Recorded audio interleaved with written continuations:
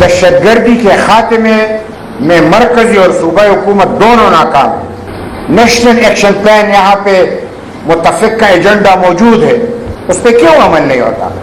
اس لیے کہ دہشت گردی کا خاتمہ ہوگا. جب پالیسی موجود ہو, استعمال نہ ہو, اس کا مطلب یہ ہے کہ وہ دہشت گردی کا خاتمہ نہیں چاہتے.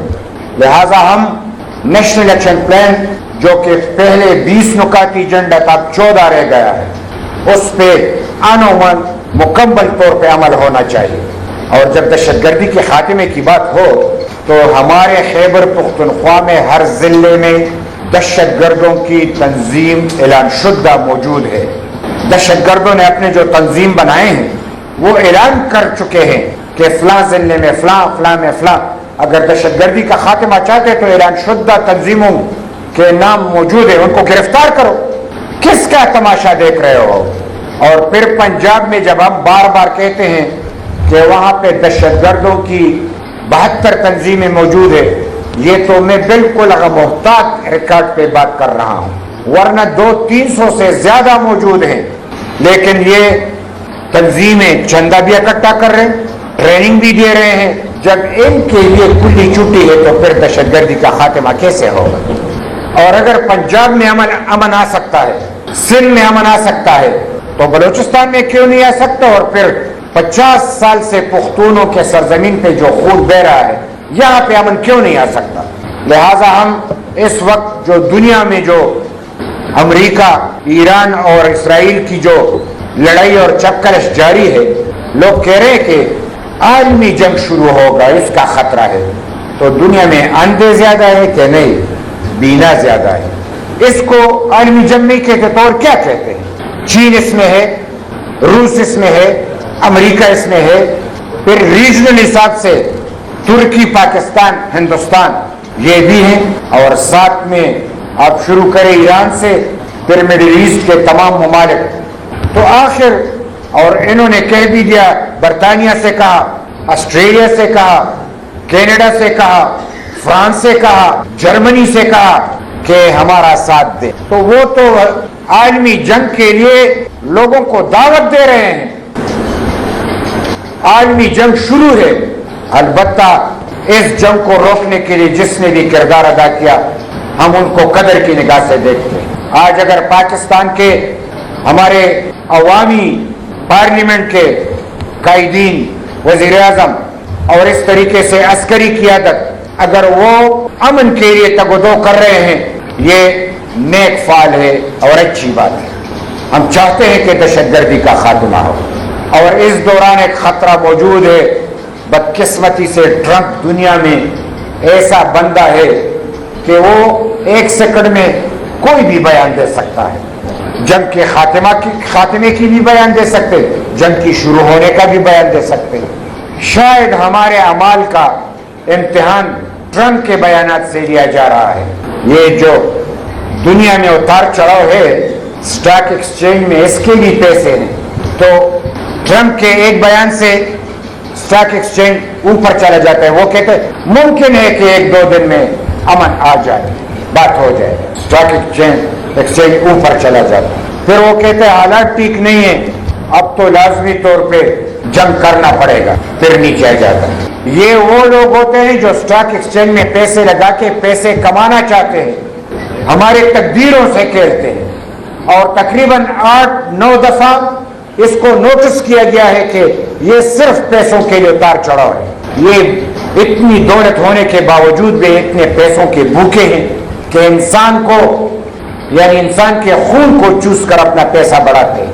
لہذا ٹرمپ کی موجودگی میں تو کوئی پیشن گوئی نہیں کی جا سکتی. البتہ خدا سے یہ دعا ہے کہ اے خدا امن کے لوگوں کو کامیاب کر, دہشت گردی کا خاتمہ ہو. اور ایران کے لیے یہ بات میں ضرور کروں, کسی کو اچھا لگے یا برا لگے, دنیا میں بہت سارے ممالک ہیں جس کو بھی امریکہ نے اپنی آنکھیں دکھائی تو وہ پیچھے ہو گیا. ایک عمران یعنی ایک ایران تھا جو ڈٹ گیا. ایران ایسا ڈٹ گیا کہ ان کی قیادت شہید ہو گئی, لیکن وہ ہٹے نہیں. یہاں پہ لوگ کہتے ہیں کہ ایران کی تعریف نہ کرو, ان کی نہ کرو تو کس کی کرو؟ امریکہ کی. اور اس دفعہ تو یہ بات صاف ہے کہ اگر ایران نہ ہوتا تو امریکہ کچھ بھی کر دیتا، لیکن آج وہ منت سماجت کر رہے کہ امن آ جائے تو اچھی بات ہے، اور ہم بھی خوش ہیں کہ امن آ جائے۔ لہذا آج اگر ہمارے عسکری قیادت ہو، عوامی قیادت ہو، اور وہ امن لانے کے لیے تگودو کر رہے ہیں تو ہم اس کو نیک شگون سمجھتے ہیں، اچھی بات ہے۔ اور یہی وہ مسئلہ تھا کہ جب ہندوستان سے ہماری لڑائی ہو رہی تھی تو 4 دن کے بعد سیز فائر ہوا، وہ بھی اچھی بات تھی، ہمیں خوشی ہے۔ اب سب سے بڑا سوال، اگر یہ اتنی سب کچھ مذاکرات کے ساتھ ہو سکتا ہے تو افغانستان کی یہ چپکلش مذاکرات سے ختم کیوں نہیں ہو سکتی؟ اور آج جو افغانستان میں حکومت کر رہے ہیں وہ کس نے بٹھائے ہیں؟ کیا دوحہ میں مذاکرات کون کر رہا تھا؟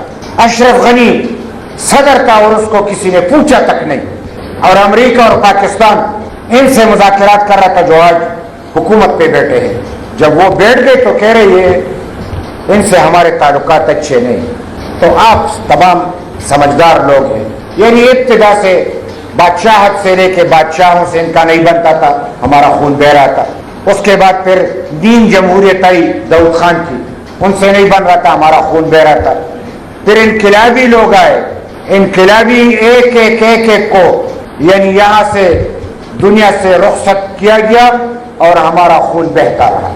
البتہ ڈاکٹر نجیب صاحب نے ایک اچھی بات کہی تھی کہ ان کو ذرا اکٹھا کر کے قسم دلاؤ کہ یہ تو ایک دوسرے کا خون نہیں بہائیں گے، تو خانہ کعبہ میں ان کو قسم دلائی گئی۔ اگر آپ کو یاد ہو، بدقسمتی سے ہمارا یادداشت بھی کمزور ہے، کرونا گزر چکا ہے تو دماغوں نے کام کرنا چھوڑ دیا۔ خانہ کعبہ میں انہوں نے قسم کھائی تھی کہ ہم نہیں لڑیں گے، ابھی افغانستان پہنچے نہیں تھے کہ ایک دوسرے کے خلاف لڑنے کو لڑ پڑے، وہ بھی گیا آج 3 دفعہ، اس میں بھی ہمارا خون بہتا رہا۔ پھر کرزئی صاحب آئے، اس میں بھی خون بہتا رہا، اشرف غنی صاحب آئے، اس میں بھی بہتا رہا۔ اب ان کی پسند کے لوگ آئے ہیں، اس میں بھی بہ رہا ہے۔ ہم کدھر جائیں؟ کیا انہوں نے قسم اٹھائی ہے کہ پختونوں کے دھرتی پہ خون بہے گا؟ تو اے پختونوں میں ایک التجا کرتا ہوں کہ یہ جو سب کچھ ہو رہا ہے یہ ہماری دولت کے خلاف ہو رہا ہے، یہ معدنیات کے خلاف ہو رہا ہے۔ ہمارے آباء و اجداد نے ہمیں جو یہاں پہ جو ہماری دولت ہے ان کی حفاظت کر کے ہمارے حصے میں چھوڑا ہے، آج یہ ہمیں بے دست و پا کر کے ہماری دولت پہ قبضہ کرنا چاہتے ہیں۔ لہذا ہمیں دھرتی سے IDPs بنانا، خودکش دھماکوں میں اڑانا، ٹارگٹ کلنگ میں شہید کرنا، اغوا برائے تاوان، مسجدوں، مدرسوں، اسکولوں کو اڑانا، غرض کے ہمارے خیبر پختونخوا کا اینٹ سے اینٹ بجا دیا گیا۔ شکر کرو کہ یہاں پہ باچا خان کے سپاہیوں کی حکومت تھی اور اسی طریقے سے وہ دہشت گردی کرنا چاہ رہے تھے، ہم میدان میں کھڑے ہو گئے، ہم نے کہا کہ ہم جان دیں گے لیکن آپ کے خلاف قربانی دیں گے۔ اس سے قبل کسی نے قربانی دی، اس کے بعد کسی نے دی۔ اب بھی ہم سوچتے ہیں کہ قوم کے خیر خواہ کون ہیں، اب بھی ہمارا دماغ کام نہیں کر رہا۔ لہذا اس بنیاد پہ کہ 50 سالہ پاکستان اور افغانستان کا جو تنازع چلا آ رہا ہے، یہ اس کا گولی مسئلے کا حل نہیں۔ میز پہ بیٹھ کے مذاکرات ہونے چاہیے۔ پاکستان بھی آزاد خود مختار ملک ہے اور افغانستان بھی آزاد خود مختار ملک ہے۔ لہذا اس بنیاد پہ ان دونوں کو مل بیٹھ کے پرامن طریقے سے اس مسئلے کو حل کرنا چاہیے اور تجارت کے تمام راستے کھولنے چاہیے۔ اگر ہندوستان سے تجارت ہو سکتی ہے تو افغانستان سے کیوں نہیں ہو سکتی؟ لہذا ان تمام مجموعے کو اکٹھا کر کے میں چند الفاظ آپ کے سامنے رکھتا ہوں۔ ہم یہ عہد کرتے ہیں کہ ہم باچا خان قید میں تشدد کے لوگ ہیں، ولی خان کے پارلیمانی سسٹم سے بلے پڑے ہوئے لوگ ہیں، اسفندیار ولی خان کے پارلیمانی سسٹم سے سیکھے ہوئے لوگ ہیں، اور آج ایمل ولی خان کی سربراہی میں اپنی جدوجہد جاری رکھے ہوئے ہیں۔ کون سی جدوجہد؟ کہ یہاں پہ امن آئے گا، دہشت گردی کا خاتمہ ہوگا، پروونشل اٹانومی دی جائے گی، NFC وارڈ میں ہمیں اپنا حصہ دیا جائے گا، اور جو بھی یہاں ٹرائبل بیلٹ جو کہ سیٹل بیلٹ بنا اور تم نے وعدہ کیا کہ 3% NFC وارڈ میں ان کو دیں گے، ان کو اپنا حصہ دلانا، ان سے جو وعدے کیے گئے وہ وعدے پورے کیے جائے، اور یہ سب کچھ تب ہوگا جب ہم پختون ایک ہوں گے.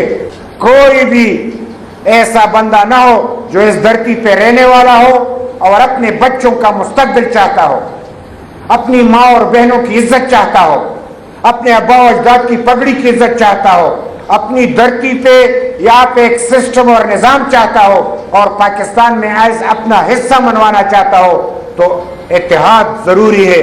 ہم ایک ہو کے اس کے لیے لڑیں گے. لہذا ہماری جدوجہد تب تک جاری رہے گی جب تک. ایک بات ہے کہ ہم عدم تشدد کی مزاحمت کی سیاست کرتے, ہم لڑنے لڑائی کی سیاست نہیں کرتے, لیکن میدان چھوڑنے والے نہیں ہیں. میدان میں رہیں گے اور تب تک یہاں پہ رہیں گے جب تک ہم اپنا حق منوا نہیں لیتے اور یہاں پہ جمہوریت نہیں آتی اور آزاد خود مختار یہاں پہ الیکشن کمیشن نہ ہو اور ایمانداری سے الیکشن کرائے نہ جائیں اور جس کو لوگ ووٹ دیں ان کو یعنی ان کی جیت کو اعلان کیا جائے.